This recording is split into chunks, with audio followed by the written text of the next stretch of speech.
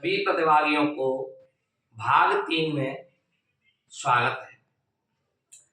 मेरे प्रिय विद्यार्थियों, काव्य बोध से मैं आपको फिर से कुछ महत्वपूर्ण प्रश्न बता रहा हूं जिनकी 2025 में आने की संभावना है। बहुत अच्छे महत्वपूर्ण प्रश्न है। पहला प्रश्न है, प्रबंध काव्य किसे कहते हैं, कितने प्रकार के होते हैं, समझाइए। मेरे प्रिय विद्यार्थियों, प्रबंध काव्य से जो भी चीज जुड़ी हुई है उसको पढ़ डालना। मुझे पूर्ण विश्वास है कि यह अधिकतर पेपर में आपको ऐसा कैसा मिल सकता है। इसके अंतर्गत महाकाव्य, खंड काव्य और आख्यान गीत भी आते हैं।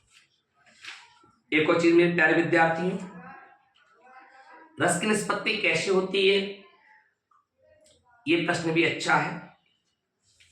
और स्थायी भाव संचारी भाव में अंतर बताइए। बीज रस किसे कहते हैं। और एक प्रश्न है आपका, करुण रस किसे कहते हैं।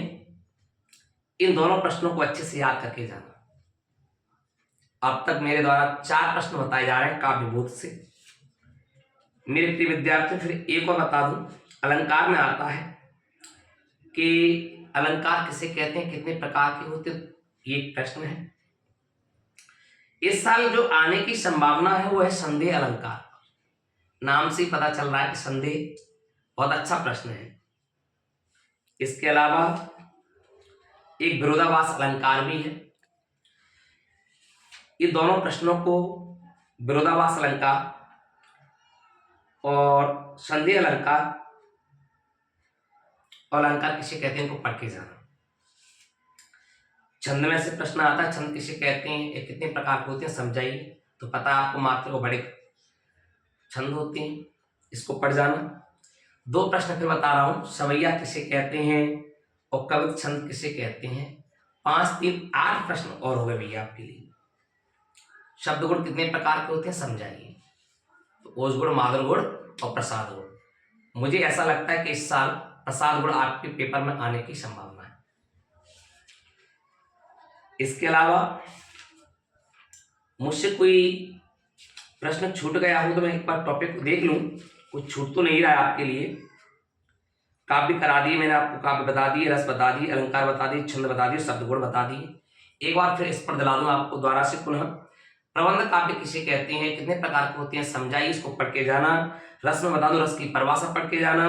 रस में आपको करुण रस और बीर रस, इसको अच्छे से पढ़ के जाना, बहुत महत्वपूर्ण है। और इसके अलावा आपको स्थायी भाव, संचारी भाव भी पढ़ना है, अनुभाव और विभाव भी पढ़ना है।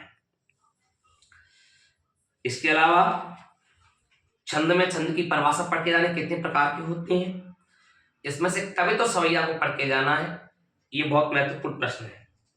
शब्द गुण में प्रसाद गुण बहुत महत्वपूर्ण है, अगर आपको याद हो तो पढ़ सकते हैं। ये जो मेरे द्वारा जो 8 प्रश्न बताए गए हैं, ये 9 नंबर के हैं, ये आपकी परीक्षा में बहुत उपयोगी हैं। मुझे पूर्ण विश्वास है कि शायद इनमें से आपको अधिकतर पेपर में देखने को मिलेंगे। और भाई मैं एक चीज बता दूं, मेरे द्वारा जो प्रश्न बताए जा रहे हैं, मैं आपको बता रहा हूं, अगर इसमें से मेरा 70% फंस रहा है, 80% या 90%, मुझे पूर्ण विश्वास है कि 100% ही आएगा। अपने अनुभव के आधार पर फिर बोल रहा हूं मैं। परंतु अगर आपका 90% भी फंसता है तो इसमें बुरा क्या है, आपका तो लाभ है। तो आपके शिक्षकों के द्वारा जो भी परिभाषा लिखाई गई है, पढ़ाई गई है, उन्हीं को पढ़ लो। प्रश्न में बता रहा हूं, उन प्रश्नों को कर सकते हो। यदि आपको इन प्रश्नों को समझना है तो आपको मेरे यूट्यूब पर, मेरे इंस्टाग्राम पर, मेरे फेसबुक पर जाना पड़ेगा। वहां मेरी वीडियो डली है, हर प्रश्न की वीडियो है, मैंने वाकायदा हर प्रश्न की व्याख्या की है, समझाई है कि क्या क्या चीज क्या होता है। मुझे पूर्ण विश्वास है कि इन प्रश्नों को कर लोगे। मैंने काव्य खंड को बताया पहले, दूसरे भाग में मैंने आपको आरोह भागवतों के गद्य खंड को बताया, और इस वीडियो में मैं काव्य बोध को बता रहा हूं। और मेरे प्रिय विद्यार्थियों, इसमें से जो जो मुझसे कोई चीज रह गई है वो आपके अगले भाग में आएगी, भाग नंबर 4। भाग नंबर 4 वितान आएगा, जिसमें केवल मेरे द्वारा कुछ ही प्रश्न बताएंगे, ना के बराबर। केवल एक पार्ट बताया जाएगा, कोई भी एक पार्ट, उस पार्ट में से कोई प्रश्न बाहर नहीं जाएगा। मुझे पूर्ण विश्वास है कि आप वीडियो को अधिक से अधिक लोगों के लिए शेयर करेंगे, अपने दोस्तों के लिए, अपनी फैमिली के लिए, अपने रिश्तेदारों के लिए, जिससे और लोगों का भला हो सके। कई ग्रुपों में शेयर करना है।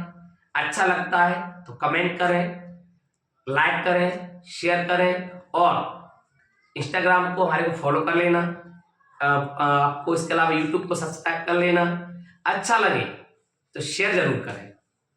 धन्यवाद। जय सिया राम। आप सभी को शिवरात्रि की हार्दिक शुभकामनाएं।